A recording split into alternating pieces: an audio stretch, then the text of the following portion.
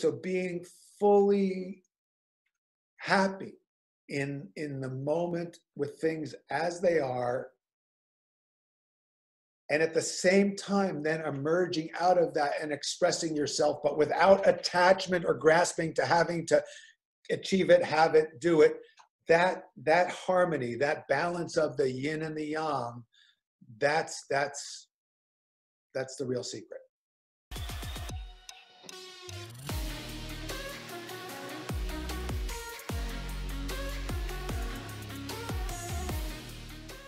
Welcome back to another episode of the Max Out Show, where I'm on a mission to help you unleash your full potential. Today's guest is the world's leading authority on the application of genius thinking to personal and organizational development, Michael Gelb. In addition to writing 17 books that include the bestseller How to Think Like Leonardo da Vinci, Michael has been named the Brain of the Year in 1999, performed with the Rolling Stones and Bob Dylan, on the 5th degree black belt in Aikido, and speaks on stages around the world on improving brain power, creativity, and leadership. So Michael, welcome to the show. Great to be with you. Thank you. Super excited to have you. And so one of the reasons I was so desperate to get you on the show is because I know that both of us are obsessed with positive psychology. So I'm really lucky because I get to study it right now in my master's degree in London. But I know that when you were starting out in this field, 40 years ago, that like positive psychology didn't even exist yet. So for our listeners, to give you a little background, positive psychology is really the science of what makes people thrive. It's the science of, how geniuses like Leonardo da Vinci come to, live on this earth. And so yet, throughout your career, I feel like you've sort of created a practical PhD for yourself in what it really takes to live a great life. So where does that curiosity come from? Well, first of all, thank you so much for that wonderful introduction. Well deserved. Yes.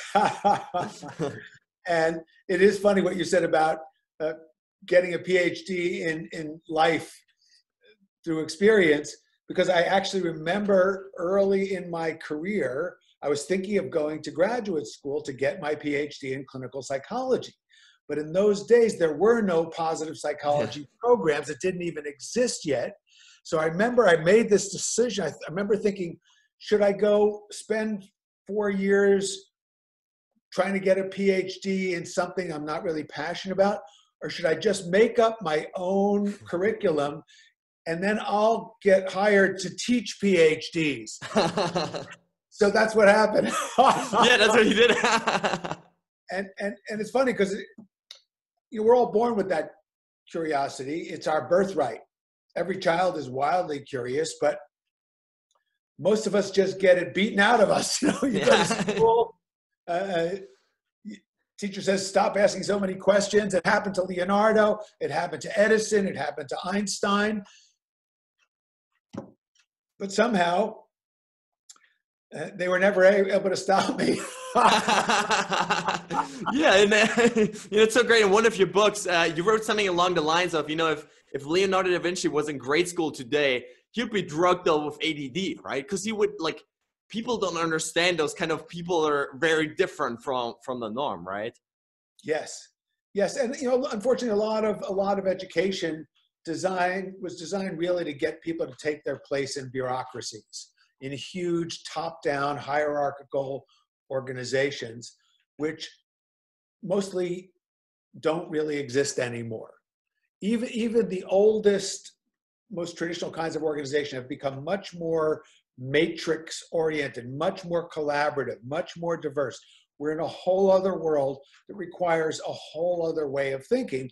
But the amazing thing is, we can go back more than 500 years.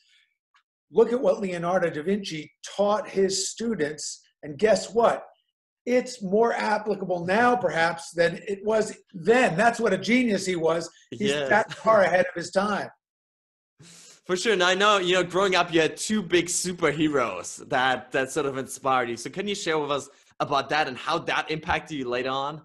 Sure. Well, one, of course, was Superman. Of course. And obviously, I discovered eventually that he was only a comic book character. But I was blessed that my grandma, Rosa, was an Italian painter. And she told me about Leonardo da Vinci when I was 6 or 7 years old. And there was just something so fascinating about him. Years later, I realized he's an archetype for human potential. He Yeah. represents our aspiration to use all of our ability. And I found my way into my own self-created curriculum, focusing on studying the great geniuses of history and how we could apply their teaching to our lives now. And as I dove into Leonardo's notebooks, I asked a really simple question. And the question was just, what's he trying to teach us? And if you read his notebooks with that in mind, there are plenty of places where he's actually giving advice to his students. So I just thought, well, how do we translate this into contemporary language and make it relevant to the kinds of challenges that people face today?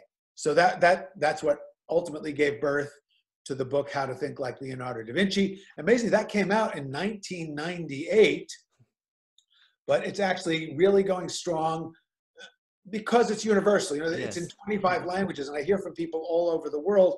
And actually, just before we started our conversation, I was working on fine-tuning the scripts for the new Da Vinci online seminar we're going to be releasing soon. Wow. It's a happening deal. We're going to take you through the whole course. Like, if people like the book, which I know many people do, but what if you want to have the experience of being with me on a 4-day intensive course without flying around the world or having me fly to you, just on your computer? So we're adapting to the times because it's getting harder for people to travel around and be in a room together. And we're planning to do this anyway, but we're accelerating it, and it's going to be ready soon. And I'm super excited about it, as you can tell. Yeah, for sure. Love that. And I think one of the things that people connect with, especially, you know, with these ancient teachings, is that they've realized that even geniuses like Leonardo da Vinci and, you know, Edison and Ford, they weren't born that way, right? There's not like some magical gene that somehow made them different from the rest of the world. But all of these are learned characteristics and traits and skills and habits that we can bring in our lives. So what are some of those paradigm shifts that you found through studying those great geniuses about how all of us, you know, the average human being can actually become more creative, more productive in their lives? Yes. Well, here's to be fair, we have to state that clearly some people are born with way more talent in certain areas than other people. So I used to live in Santa Fe, New Mexico, home of the Santa Fe Institute. And I was lucky enough to become friends with Murray Gell-Mann, who won the Nobel Prize in Physics in 1969. So you've heard of quarks. He's the guy who figured out quarks in his mind.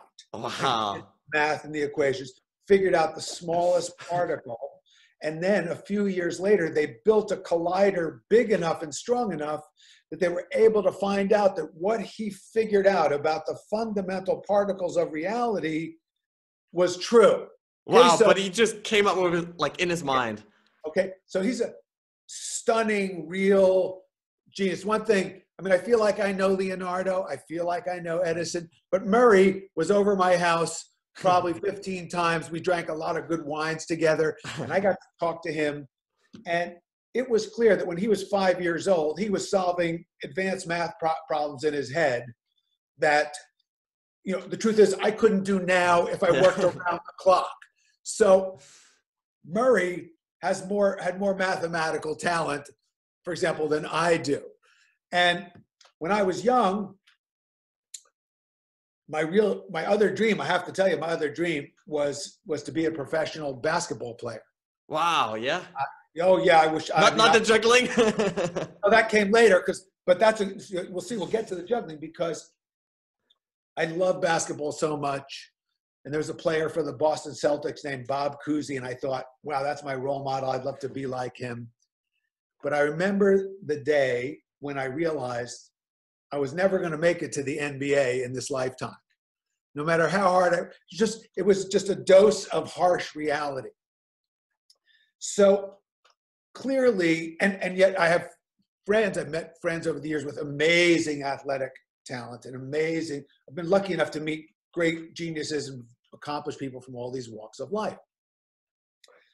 So what I had to do was figure out, okay, what are my talents? What are my gifts? What are my strengths? That's part of what led me to juggling. And it's part of what led me to teaching. And it led me to the field of creative thinking, because I discovered, it led me to writing. I never knew I would write 17 books and sell 1 million copies around the world. I really had no clue about that. It was way beyond my idea of what might be possible for me. But, so what I learned is to look and discover, okay, what are my talents? But then, once you figure them out, or as you're figuring them out, but you may not even know what they are yet, what are the principles that we take from the geniuses for developing our talents? So you may not be Leonardo or Bob Cousy or Murray Gell-Mann, and I may not be them, but you're Max and I'm Michael, and whoever is listening to us is who they are, and you are unique in all of human history. There's nobody else that's ever been like you. You're a treasure of the universe. And the question then is, how do you mine that treasure? How do you bring it to fulfillment? And that's where 7 principles for thinking like Leonardo can be very helpful. Yeah, you know what I love about it is at the end of the day, it's all about self-actualization, right? So yes, you may not have the natural talent like Leonardo da Vinci, but it doesn't matter because you can actualize as much of your potential as you have, right? In those areas that matter to you with those skills and those talents that you have. So you don't need to be the next, Leonardo da Vinci. You can be the next, Michael, Max, whoever you are, right? Listening to this. So exactly. I love that. Yes. And it's the same thing. Like if you wanted to, let's say you wanted to be the best basketball player you could be, you study what the great players do and teach, or tennis or chess. So it doesn't mean, by the way, also that you can't pursue something unless you have the highest level of talent. I mean, I've improved my chess game a lot. Now I'm friends with a grandmaster. I'm very pleased with my record against the grandmaster. 0 wins, 205 losses, 1 draw. Wow, that's amazing. 1 draw. Right. So for me, did you give him too much wine before that, or? That's amazing. Now you touched upon the 7 principles, and I want to dive a little bit deeper into that later. But first of all, I think your story is just so brilliant because you've excelled at such high levels in so many different pursuits. So how does one go, become basically the juggler on stage to, Bob Dylan, to the Rolling Stones, and then, go on to become this Aikido master and then teach, thousands of people around the world creativity? Like how, I mean, that's not the normal career trajectory, I'd say, right? If you go to your high school or college guidance counselor, they don't have anything for what I did. Yeah, no. And they tell you it would be impossible. Yes, but as a creative approach. I mean, we can abstract some lessons from what I learned on that journey that are especially helpful to younger people starting out. If you're bursting with creativity and you want to find your path and you don't necessarily fit into any set curriculum or degree program, what I learned, when I was 20, I went and spent a year with a spiritual genius studying the world's spiritual traditions. It's a gentleman named J.G. Bennett, person of remarkable integrity and just an incredible intelligence. And he gave a profound practical overview of all of the world's great traditions and the universal truth that they all shared. So this was an amazing opportunity. I was 20. I finished when I was 21, and I'd had really deep insights and experiences of the interconnectedness of all of life. Wow. And I was thinking, okay, well, now what? what do I do in the world? Because I knew I was not the kind of person to just go be a monk or go be in a mountaintop somewhere. I knew I had to embrace the world, and I knew I did have one fundamental criteria that had two parts. I knew that what I wanted to do had to be something that would be of service to others, and I knew it had to be engaging and interesting for me. So that, and the funny thing is, I was so naive, I didn't even think about money back then. I really thought, I want to be of service, I want to help heal the world, but I want to do something that will help me grow and learn. So the first thing to do is, you don't have to know what you're going to do, but figure out what your criteria are. What do you stand for? What are your values? What do you want your life to be about? So through all my reading and study and meditation, that was clear, even though I had no clue how would I pursue that. But then I learned another useful lesson. And that was, you don't have to figure it out all at once. I just fell in love with juggling, for example, and just decided I would become the best juggler that I could. And then I started getting paid to do children's parties, and I juggled on the street, and I started juggling in clubs. And then I happened to be in Hyde Park in London one day, and a fellow came up to my juggling partner and I and said, would you like to juggle on stage with Mick Jagger and the Rolling Stones tonight at Earl's Court? We'll pay you 50 pounds. So we said, sure. So all of a sudden, I'm juggling with the Rolling Stones. Wow, what it big already at that point? It was the synchronicity, but I put myself in the position for that to happen. And then the truth, I got to tell you, I was not the biggest Stones fan, but I knew it was going to make a good story. Yeah, and sure. I got a couple of my friends into the concert as guests, and they still love me and thank me to this day for free Stones tickets. But the point is, I still didn't even know then that I would wind up writing a book called Lessons from the Art of Juggling, that I would develop a corporate seminar. I taught 1,000 IBM engineers how to juggle, and I use it as a metaphor. I use it as a metaphor for the process of learning and creative team collaboration.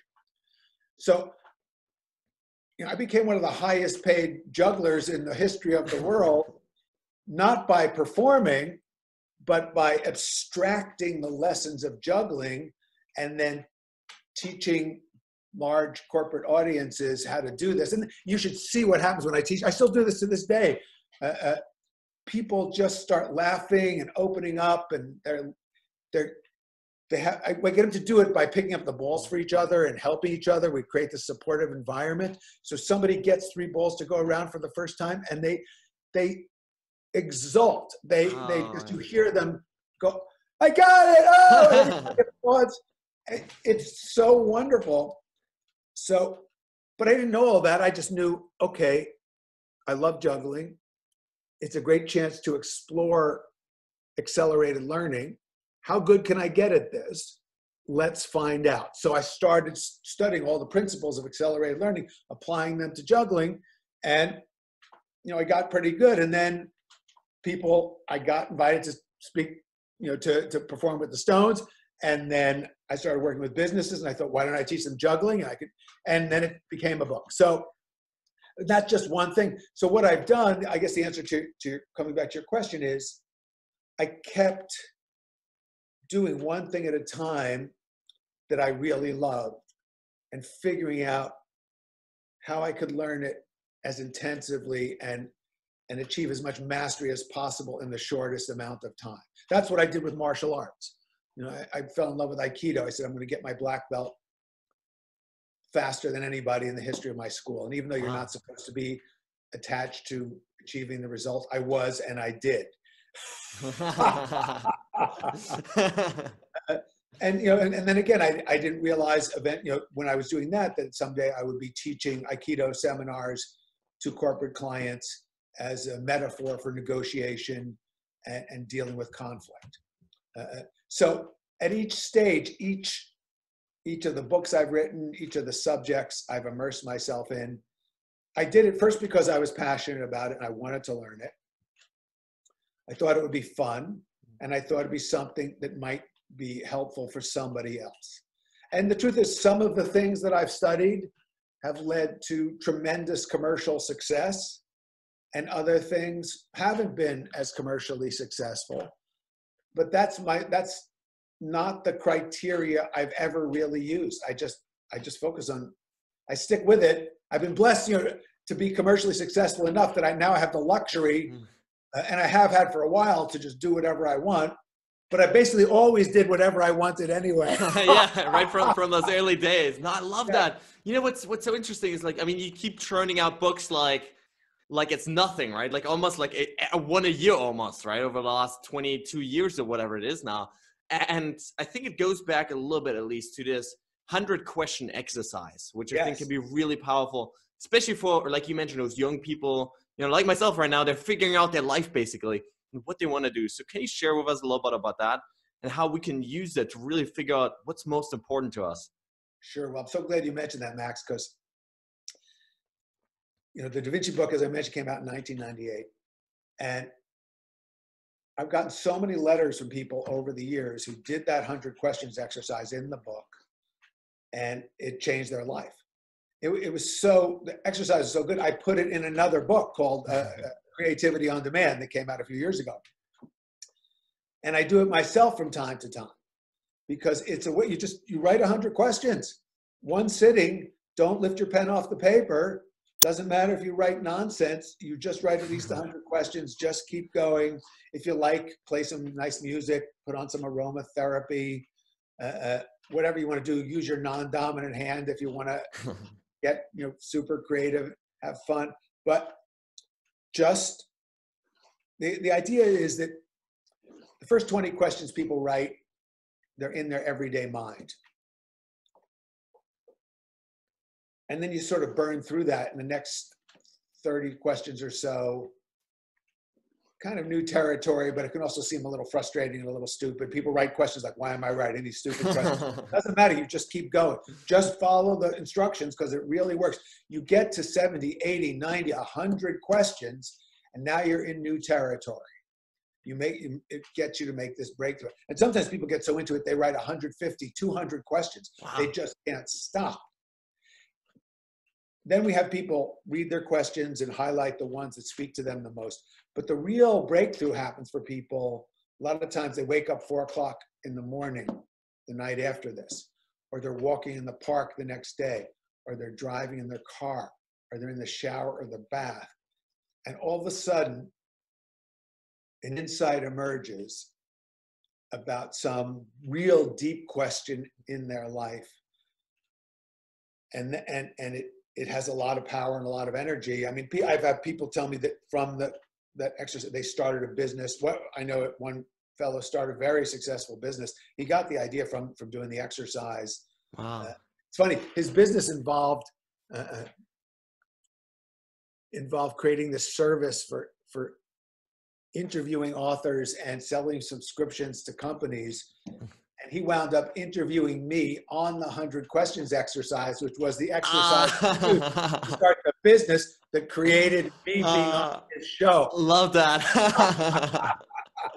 Wow, so he must have been pumped about that. Yeah, but I love this, first of all. I think it really allows you to see these clusters almost of topics that you're just fascinated with, right? So I did something very similar like a couple of years ago, and what I realized, it was all psychology. Like, it was all about how do I become happier? How do I help other people become happy? It was about self-discipline and building better habits, right? And I realized, like, it's the only thing I'm like, obsessed with. So I was like, this is it, right? Like, this is what I want to do. But you mentioned something else that was super important, which is, like, oftentimes these insights, they don't come while we're, sitting at the desk writing. They don't come while we're, staring at a computer screen, but they're actually coming in all these moments when we least expect it. So can you talk to us about that? How, rest and, even thinking about other stuff can actually help us become more creative? So here's the big secret of thinking like Leonardo or Edison or Queen Elizabeth I or whoever your historical role model might happen to be. the real big secret is there's a part of you that's way smarter than you are. And the smartest people learn to consult the smarter part of themselves. So what that involves, but the funny thing is you can't just take showers and naps. Yeah. And be a genius. Sorry, it doesn't work that way. Gotta do a little bit of work also. Well, the way it works, so one of the things is really clear in Leonardo and Edison and every genius I've studied, they all study and work at things with an unbelievable passion. They are immersed in it. Then they let go. Then they spend time in nature. Then they go for a walk or get in the bath or take a nap. Edison used to take 2 naps a day on his desk in the office. Wow. But another thing they all do is they all keep a notebook with them. And when they wake up at 4 o'clock in the morning or from the nap or get out of the shower, they write down whatever it is, whatever their inspiration is, even if it's completely unformulated and seems kind of crazy. See, unfortunately, the average person, when they wake up at 4 o'clock in the morning, they have a crazy idea. They think to themselves, I'm no genius, they go back to sleep. But Edison, Marie Curie, Leonardo da Vinci, they write it down. So one of the simplest practices is to keep your notebook with you. And when ideas arise, record them. And the good news is the more you record them, the more ideas you get. And then if you do the 100 questions exercise, you're energizing your curiosità, your birthright of curiosity. And then, you know, whatever you want to learn about, and it doesn't have to be the ultimate thing, whatever you want to learn about, immerse yourself in the study of whatever that happens to be. And then ask questions about it. Then keep your notebook. Then write an essay about it. Do free stream of, I teach a lot in the books and in my seminars. We teach people how to do stream of consciousness writing, which is the 100 questions is just a form of stream of consciousness writing, which is a way of tapping the part of you that is smarter than you are. The other great methodology is mind mapping, which is a method really for getting your mind to work in generating and organizing ideas like the mind of Da Vinci or Edison. Yeah, I love that. It seems like it's really about finding different ways that we can use to really engage with those ideas, right? To not just, you know, write them down once and think about them once a week or so, but to really deeply engage in different ways, whether it's mind mapping, whether it's thinking about it in a shower, whether it's actually really studying it, writing it, practicing it, right? I'm really curious now, like, if you could travel back in time 500 years and you could actually meet Leonardo da Vinci, what would you ask him? Like, what would be the thing you would be most curious about? Well, I already did that. You already traveled back? How do you think I wrote this book? I took dictation. How do we think like you? I took dictation. How did time travel? No, I love that. Done. Next question. Done. Very true. Very true. Now, one thing I'm really curious is like your own personal sort of habits, routines that you've learned from the greats, you know, for your own creative process. What does that look like for you on a daily basis? Well, again, everything I write about is pretty much what I do. And if I don't do it, I don't write about it. Yeah. So, and if you really want to check me on this, you can ask my wife because she lives with me. And apparently part of why she likes me is there isn't really much of a separation between what I'm teaching and what I do. And if there is, I'm always working on closing that gap. So every day I'm focusing on key questions. My curiosity drives my day. So I'm curious each day about the new discoveries and the things I most want to learn about. I told you I'm working on this, the script for the Da Vinci. I couldn't be more into it. I'm just, when we're done with this, I'm going right back into it. Oh, I can feel the energy for this. Yeah. Right? Yeah. And okay, I confess I also have two big things I'm working on. I'm also just finishing my next book, which comes out in September. Literally, I'm sending in the final manuscript on Monday. So this morning I got up and I just read through the entire thing and made some changes. And so there's a curiosity that's, fortunately, what I do for a living is related to what I'm most passionate about. And so that's a big part of my day every day is curiosità. Corporalità, we'll skip to the sixth principle, is hugely important to me. That's the sixth principle for thinking like Leonardo, and it's to integrate body, mind, and spirit to optimize your energy. Because without energy, you don't actually get anything done. Yes. There is no creativity, there is no innovation. Energy is what powers us. Just like you can't power your home. There's no lights in your home if you don't have connection to energy. There's no lights in your intelligence and in your creative power if you don't have the energy. And that was a realization I had a while ago, is that it's actually easy to get great ideas. It's actually pretty easy.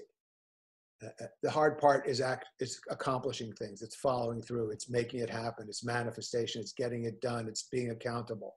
And that requires energy, tremendous energy. So, and if you look at, Edison, unbelievable energy. 1,093 United States patents. Da Vinci, wow, yeah. Incredible energy. Queen Elizabeth I, unstoppable energy. Even Queen Elizabeth II, I got to give her props. If you heard her speech the other night, at age 93, she's total dignity, total focus, bringing her country together with a unifying, positive, big picture message. That's amazing energy to be able to show up at 93 with that kind of presence. So I don't know what the Queen does every day to have that kind of energy, but I'll tell you what I do. I already today, I'll just tell you what I've already done today, besides the fact that I'm really conscious about my diet, which doesn't mean I restrain myself from pleasure. No, I have 2 or 3 utterly delicious celebrational meals a day, but everything is filled with life force, and it's balanced, and it's healthy, and it's organic, and I savor it and share it with my wife. And I look forward to drinking a wonderful wine with dinner each night, sharing it with her. So,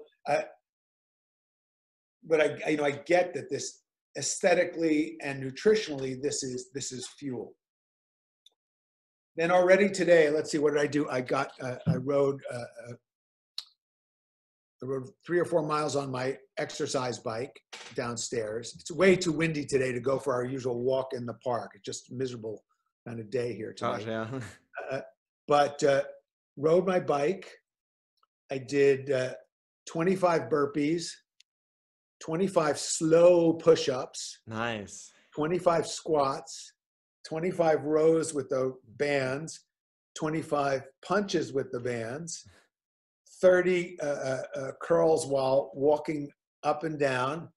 And then I hit the heavy bag, boom, for a while. And then later I'm going to do my Qigong standing meditation for 20 minutes. I'm going to do the super Qi form that is the most powerful Qigong form I've learned over all these years. And then I'm going to do the the Wu style long form Tai Chi. And when I have a call from a client, I put on the headphones and I walk around my meditation room. Wow. The other day, I walked something like 3.8 miles in my meditation room. Also, you get to the marathon soon. Over here in Europe, people start doing that on their balconies, just running marathons during this Corona time. But I love that. And you know, one of my favorite quotes of all time comes from Abraham Lincoln, who said, "Give me 6 hours to chop down a tree, and I'll spend the first 4 sharpening the axe." And that's what this reminds me of, right? You spend so much time developing yourself, developing, your physical bodies through nutrition, through, exercise, developing your mental, your spiritual game, right? Through this meditation and Qigong exercises, right? And that, it seems like that is what allows you then to be creative for the rest of the day. That's the most important investment you can make, is in your own energy, your own wellness. So find a practice that works for you. I mean, I love Qigong and Tai Chi. Those are my favorite daily practices. Some people prefer yoga. Some people like insight Vipassana meditation. Find a practice that helps you align with your center, that helps you recover quickly or faster, quicker when you're stressed, when you lose it. We all look, there's upsetting things in the world for all of us. It's not that one is always in some blissful state of super creative wonderfulness. No, we're here in this human realm, and there are plenty of challenges. The question is, how quickly can you recover, and how long do you go before you remember what your purpose is? Because that's what gives you the greatest sense of purpose, even more than what gives you the greatest energy, rather, is having a sense of purpose. Yes. When you have a reason to do whatever it is you're doing, that generates more energy than anything else. Yes, absolutely love that. Now, Michael, I promise to get you out here early so you can wrap up your book. So before I ask my final question, where can listeners connect with you online? Thank you. Thanks for asking. Best way is michaelgelb.com. That's Gelb, michaelgelb.com. And if people go to michaelgelb.com, we have a free newsletter. We send out articles, and we'll send you a link to get engaged with our new online video seminar, and also lots of free videos and wonderful podcasts like this one, which I'll look forward to putting up on our site as well. So Thank you. Appreciate it. Absolutely. Super cool. Now, final question. What does it mean for you to max out your life? Well, it's a wonderful question, and we have to unpack it a little bit, because what do we mean by maxing out? Yes. So maybe what we mean is experience fulfillment. Maybe what we mean is feel that we've utilized and are utilizing our potential, that we are expressing ourselves, that we are living our purpose, that we are helping others. Will any of us ever reach a place where if we're that kind of person who cares about this, that will ever have achieved enough or done enough? I mean, look, there's too much suffering in the world, so our work's not done. Yes. There's too much stupidity in the world, so our work is not done. Right? There's too much disease in the world, so our work is not done. So we can't ever max out in what we might contribute and how we can help. At the same time, one of the big secrets is learning the role of minimalism in maxing out.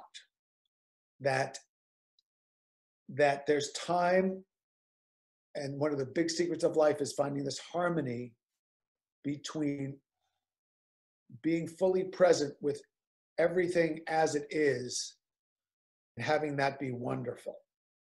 Yes. So there's this tension between people like us who are strivers, achievers, learners. You know, I'm more that way than I ever have been. I'm not calming down as far as that's concerned. I'm more ambitious. I'm more focused. I'm more, you know, driven in all sorts of ways. And thank God, I've also learned how to let that all go and just enjoy breathing. Enjoy. Yes. So being fully happy in the moment with things as they are, and at the same time then emerging out of that and expressing yourself, but without attachment or grasping to having to achieve it, have it, do it. That harmony, that balance of the yin and the yang, that's the real secret. All right, guys, that's it for today. I really hope you enjoyed this episode. I hope you gained some valuable ideas, tips, tools, tricks, mindsets, belief systems that will hopefully inspire you to take your life to the next level. At the end of the day, guys, it's all about application. The only thing that's going to set you apart tomorrow from where you are today is how much action you take with those ideas that you gained. And so I really want to challenge you at this point to, not just listen to this passively, to not just consume this, passively, just think about other things, but to really take those lessons, take those ideas that you just gained and start applying them to your lives, to really start taking action and sprinting towards those goals and those dreams that you have in your life. Now, guys, at this point, I want to ask you for a huge favor.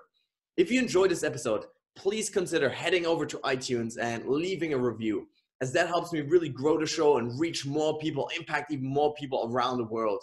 If you have a family member, friend, a loved one maybe, that you think could benefit from this content, please consider, sharing it with them, forwarding to them, as that helps us really build a community of like-minded people that are all about maxing out their lives.